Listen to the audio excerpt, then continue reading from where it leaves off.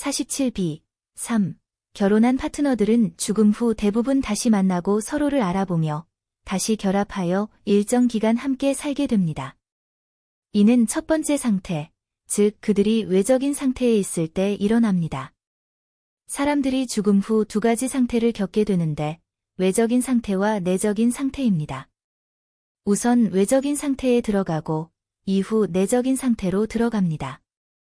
외적인 상태에서는 두 결혼한 파트너가 모두 죽었다면 서로 만나고 알아보게 되며 만약 그들이 세상에서 함께 살았다면 다시 결합하여 일정 기간 함께 살게 됩니다. 하지만 이 상태에서는 서로에 대한 진정한 기울임이 드러나지 않습니다. 그 이유는 그 기울임이 내적인 부분에 숨겨져 있기 때문입니다. 그러나 이후 그들이 내적인 상태에 들어가면서 진정한 기울임이 드러납니다. 그들의 기울임이 일치하고 조화를 이루면 결혼 생활을 계속 이어갑니다. 반면 기울임이 불일치하고 반감이 있다면 결합이 해체됩니다.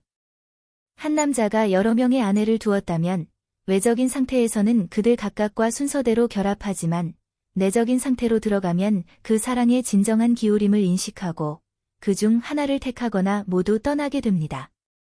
영적 세계에서 세상과 마찬가지로 기독교인은 한 명 이상의 아내를 둘 수 없습니다. 이것은 종교를 타락시키고 부정하게 만들기 때문입니다. 여러 남편을 두었던 여인에게도 마찬가지로 그녀는 남편들과 결합하지 않고 그저 남편들이 자신에게 나타나게 됩니다. 중요한 점은 남편들이 아내를 알아보는 경우가 드물지만 아내는 남편을 쉽게 알아본다는 것입니다. 그 이유는 여성이 사랑에 대해 내적인 인식이 있는 반면 남성은 외적인 인식만 가지고 있기 때문입니다. 48b. 4. 하지만 점차적으로 그들이 외적인 것을 벗어버리고 내적인 상태로 들어가면서 서로에 대해 가지고 있던 사랑과 기울임의 품질을 인식하고 계속 함께 살 수 있는지 여부를 알게 됩니다. 이것은 이전 부분에서 언급한 내용에 따라 추가적인 설명이 필요하지 않습니다. 여기서는 죽음 후 사람이 외적인 것을 벗고 내적인 것을 채우는 과정이 어떻게 이루어지는지만 설명하겠습니다. 죽음 후 모든 사람은 먼저 영적 세계라고 불리는 중간 세계에 들어가게 되며 거기서 선한 사람은 천국으로, 악한 사람은 지옥으로 준비됩니다. 이 준비의 목적은 내적인 것과 외적인 것이 일치하게 되어 하나가 되는 것이며 둘이 상반되거나 두 개가 되는 일이 없어야 한다는 것입니다.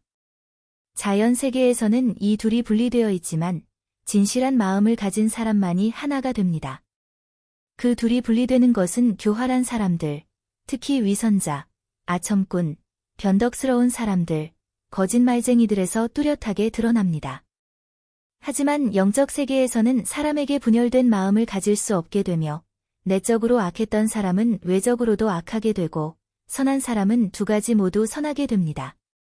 3. 죽음 후 사람은 외적으로 나타났던 모습이 아니라 내적인 성격 그대로가 됩니다. 이를 위해 그들은 번갈아 외적인 상태와 내적인 상태를 겪습니다. 외적인 상태에서는 모든 사람이 지혜롭게 보이기를 원하지만 악한 사람도 마찬가지입니다. 그러나 내적인 상태에서는 악한 사람은 미쳤다는 것을 인식하게 됩니다. 이러한 변화 과정을 통해 그들은 자신의 미친 상태를 깨닫고 후회하게 됩니다. 그러나 만약 세상에서 이를 후회하지 않았다면 죽음 후에는 그 후회가 불가능합니다. 왜냐하면 그들은 자신의 미친 상태를 좋아하고 그 상태에 머물기를 원하기 때문입니다. 따라서 그들은 외적인 상태도 미친 상태로 이끌어 가게 됩니다. 이렇게 내적, 외적 상태가 일치하게 되며 이것이 이루어지면 그 사람은 지옥으로 준비됩니다. 4. 반대로 선한 사람의 경우는 전혀 다릅니다.